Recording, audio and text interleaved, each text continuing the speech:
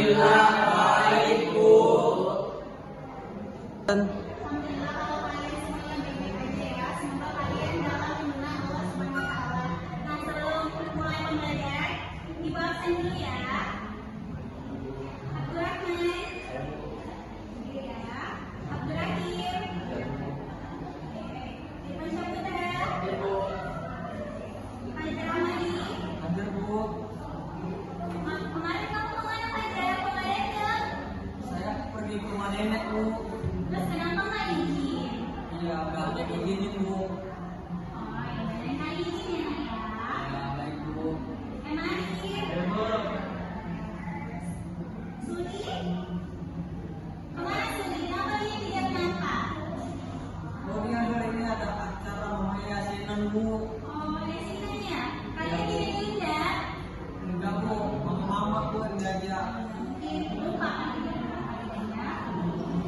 Ananda Saragila? Sri Devi? Kemana Sri Devi? Dia sakit, Bu. Oh, sakit. Ada niatan jenguk nggak? Jenguk lah, nah, jangan kayak gitu. Kalau temennya sakit itu harus dijenguk. Oke, kalian belum mandi ya, belum sekolah ya. Ya, Bu.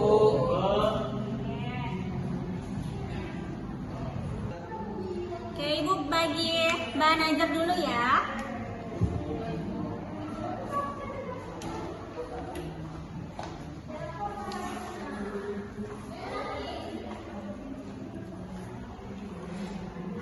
Oke.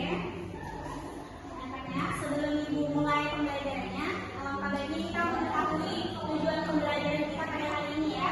Tujuan pembelajaran kita pada hari ini itu mengenai apa judul pembelajaran kita? Nah,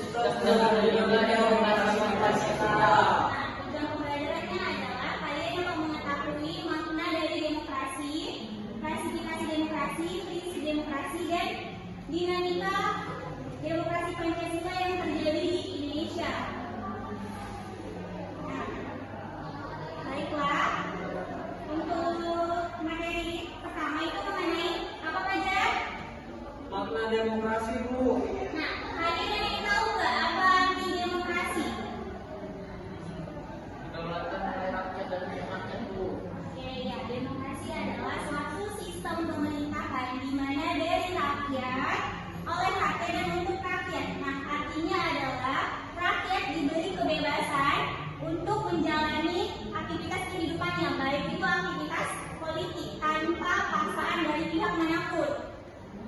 Nah, jadi kita sebagai warga negara ini berhak ya ikut berpartisipasi dalam politik, seperti ikut serta dalam pemilu, ikut menyuarakan pendapat kita, menyampaikan aspirasi kita untuk kebijakan publik atau kebijakan pemerintah. Nah, jadi kita ini sebagai warga negara itu ada hak loh, ada hak kita untuk menyuarakan. Jadi kita nanti setelah umur kalian cukup ya untuk mengikuti pemilihan umum, nah kalian harus ikut serta dalam pemilihan umum tersebut karena kita mendapatkan hak ya untuk memilih. Oke, baik. Untuk materi kedua apa yang tolong dibacakan? Klasifikasi demokrasi, Bu. Oke, klasifikasi demokrasi itu ada 3 macam ya. Yang pertama itu ada apa? Yang pertama berdasarkan perhatiannya. Oke, bacakan poin pertama ya, Ivan. Dari titik beratnya perhatian, demokrasi dapat dibedakan ke dalam 3 bentuk. Yang pertama demokrasi formal, yaitu suatu demokrasi yang menjunjung tinggi persamaan dalam bidang politik tanpa disertai upaya untuk mengurangi atau menghilangkan kesenjangan dalam bidang ekonomi. Bentuk demokrasi ini dianut oleh negara-negara liberal. Oke, nah maksudnya demokrasi formal ini adalah suatu sistem yang apa itu poin kedua, Abdurrahman? Yang kedua adalah berdasarkan ideologi. Ya, yang poin pertama apa? Demokrasi konstitusional atau demokrasi liberal, yaitu demokrasi yang didasarkan pada kebebasan atau individualisme. Oke, maksudnya dari demokrasi konstitusi ini demokrasi yang menekankan kepada perundang-undangan, di mana pemerintahannya itu dibatasi oleh undang-undang. Jadi pemerintah itu tidak sewenang-wenang dalam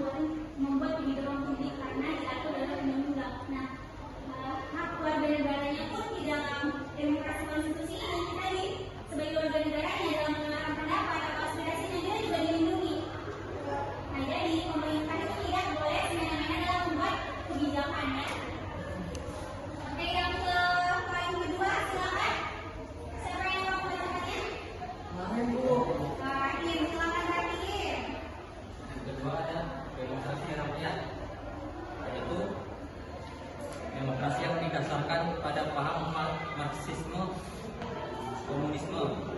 Oke, jadi kalau demokrasi rakyat ini ya, demokrasi yang lebih dia mengutamakan rakyatnya ya.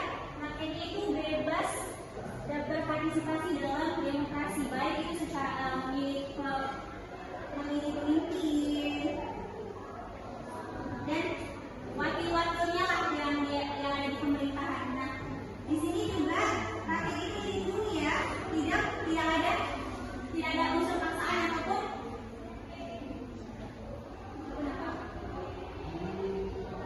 ya, pokoknya tidak ada unsur paksaan ataupun penindasan dari orang lain ya.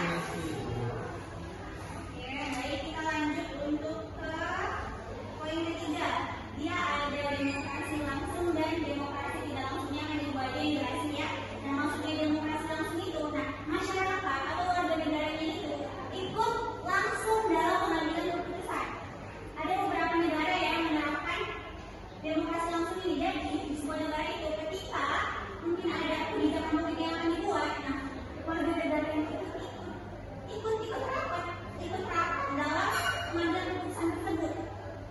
Nah, tentu saja kalau seperti itu Pak, nah, itu mungkin untuk warga negaranya yang sedikit ya.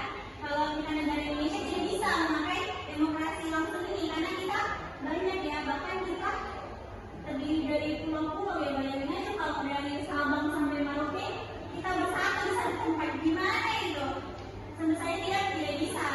Jadi demokrasi langsung ini tidak dipakai di Indonesia. Terus yang kedua itu demokrasi tidak langsung. Nah, demokrasi tidak langsung ini bagaimana? Ada yang tahu?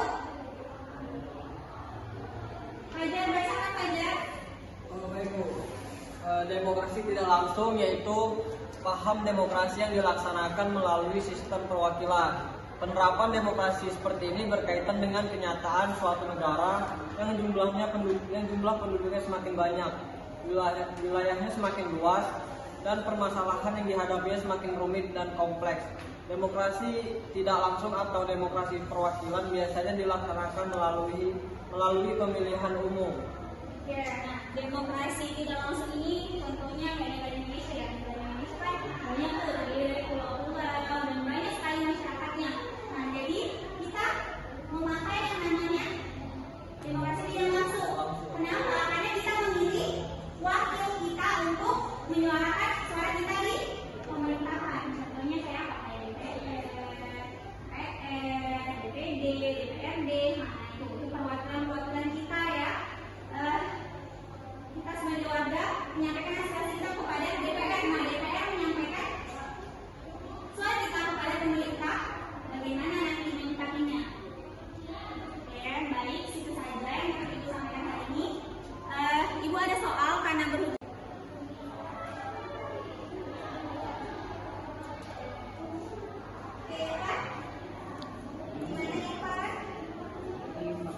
Karakteristik itu dia ada di pembahasan paling akhir sih. Karakteristik ya, pembahasan paling akhir.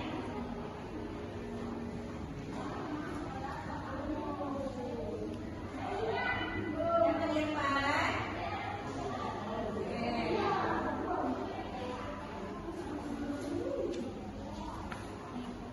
udah siap orangnya Ibu, udah habis waktunya, tunggu ya. Sudah siap Bu.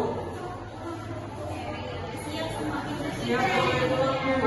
Oke, sebelum Ibu tutup pembelajarannya, ada yang bisa jelaskan apa itu demokrasi?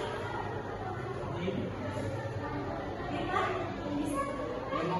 Demokrasi adalah kedaulatan pemerintahan untuk rakyat, oleh rakyat, dan dari rakyat. Ya, maksudnya apa ya Pak? Maksudnya pemerintahan itu diawasi langsung oleh rakyat.